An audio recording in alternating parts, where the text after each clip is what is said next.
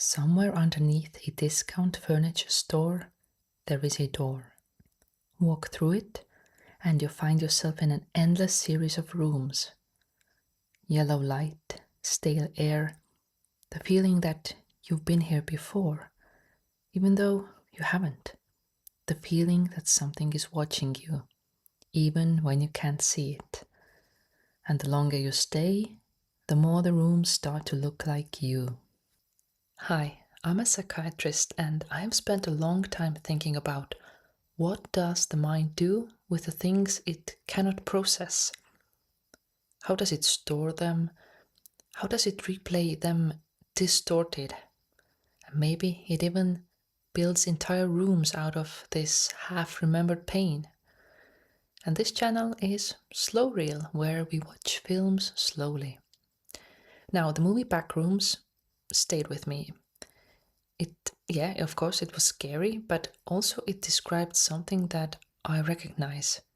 Something that happens inside people's heads every single day. Just, well, without the yellow light. Now, I will be talking about the whole film, including the ending and what it means, so if you haven't seen it yet, watch it first and be sure to come back here. So, Clark is not in a good place. He is a failed architect, he is an alcoholic, he is separated from his wife, and he is sleeping in his own discount furniture store because he has nowhere else to go. He is a man whose life has collapsed around him and who has found a way to blame everything except himself. He even goes to therapy, which sadly doesn't help. But then, one night in the basement of his store, he finds a section of a wall that shouldn't look like that. It looks quite weird, and yet he walks through it. What he finds on the other side is described in the film as the molecular say it 3 times, molecular memory of the universe. It is a vast, endless network of rooms. There are liminal spaces, misassembled architecture, and yellow light leaking from strip lighting that goes on forever. Welcome to the Backrooms. It is possibly something more strange than hell, because it's a place where nothing disappears and everything may return, but when they return wrong and weird, and basically they're reassembled from fragments. And the Backrooms is the universe's subconscious, and like all unconscious things, it absorbs what passes through you. It learns everything about you, but then it builds a broken copy. Now, Clark does something unexpected once he's inside the Backrooms. He stays there. Well, not at first, not because he's trapped, but it seems like he feels, for the first time in years, like he actually matters. He thinks he knows the place, and he thinks he understands it, and there's finally a place where he has purpose, right? The Backrooms gave him what the real world stopped providing. And then the Backrooms built something out of him. Now, there's an entity in the film. It is massive and grotesque. It is wearing Clark's own store mascot costume, Pirate Clark. It is an ugly, enormous physical manifestation of everything Clark has refused to look at in himself. It has his rage and his self-righteousness, and his need to be the wronged party, like the victim in every story he tells about his own life.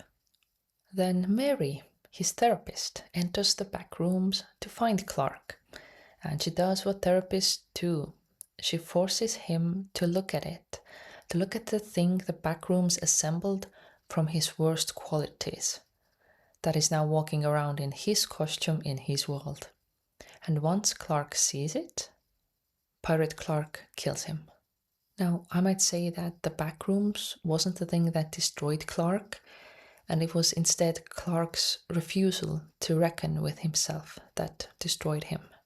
Now, I've never seen my own worst qualities walking toward me in a corridor, but I have definitely had moments where someone else held up a mirror. Maybe they said something or just even looked at me a certain way, and I saw something I had not been looking at. And that feeling of recognition is universal. Most of us spend enormous energy not seeing the thing that Backrooms would build out of us. The worst qualities we have, the things we try to deny, maybe even. And Clark, well, he spent too long in there. So the Backrooms finished the construction. Have you ever wondered what monster the Backrooms would build out of you? Well, if you have, then this channel is probably already in your algorithm. So subscribe. We look at the uncomfortable things here, and well, also the comfortable ones too. Keep it light. Now let's talk a little bit about Mary. She is a therapist who markets self-help audio tapes, and she is haunted by her own childhood trauma.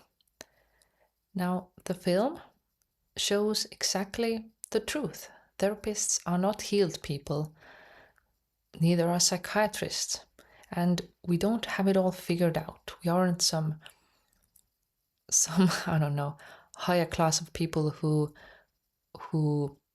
don't get mental health disorders or who don't have addictions or who don't doubt themselves. So we are all people who are looking for answers in the same people our patients or clients go. And we choose to make the search also professional to help others as well. Now, Mary's mother refused to leave their home when it was being demolished, and she clung to this place until she broke. And Mary, well, she still carries that, the image of a person so attached to a version of their life that they would rather be destroyed than let it change. The Backrooms absorbs all of it, all of the trauma and all of the negative things we have been hiding. So by the end of the film, rooms built entirely from Mary's memories are forming inside the Backrooms. A still life entity modeled after Mary herself is beginning to take shape. The dimension learned everything about her while she was inside it, and now it's building a copy of her that is also misremembered and wrong. So again, a broken copy assembled from the parts of herself she never has fully processed. So going in after someone doesn't protect you. Your own inner world, your own inner demons perhaps, keep accumulating while you're busy navigating someone else's backrooms. Now, I've been mentioning many times now about the backrooms misremembering things and reassembling things wrongly. Well, the backrooms takes what it absorbs and it reassembles it differently. It is recognizable, but it's kind of like distorted.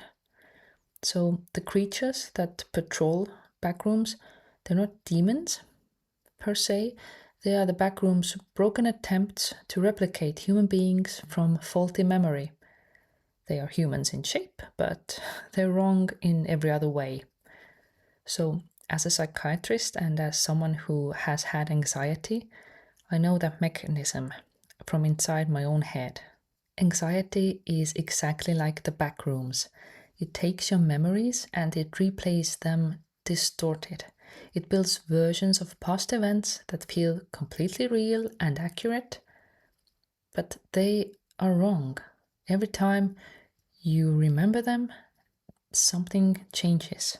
So, anxiety also assembles a version of you, the you that failed and the you that maybe said the wrong thing at the wrong time, maybe even the you that isn't enough.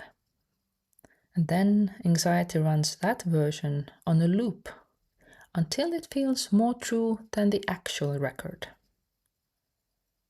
So the backrooms is a perfect external image of what chronic anxiety does internally. It takes everything you have experienced and it stores it in the wrong order. It misassembles it into something that moves through yellow lit corridors and terrifies you. And the harder you look at it, the harder you look at the anxiety, the more real it becomes. So I think that Clark preferred the backrooms to his actual life because at least there he had purpose. Now, that's the other thing anxiety does. That distorted internal world can start to feel more familiar than the real one. It might even feel more safe than the uncertainty of actually being present. So perhaps Clark chose to stay. Now, I'm proposing that the terror underneath this film isn't just the horror and the creatures, but more of what's inside us when we stop managing it. The things we refuse to look at, they don't disappear. The trauma we package up and neatly hide away, it doesn't disappear. They go into the walls. They get misassembled, and eventually they walk toward us in a corridor wearing our own face. Well, hope not literally, I hope. And the film, it doesn't offer a clean way out.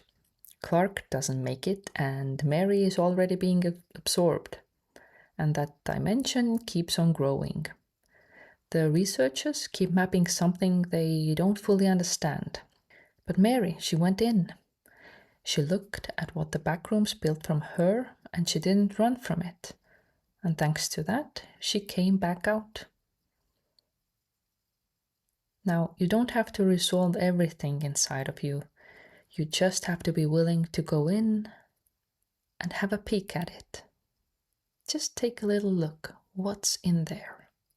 Now, if you wish to leave a comment, it's not an obligation, but if you wish to at least think about it, if the backrooms absorbed you, what do you think it would build?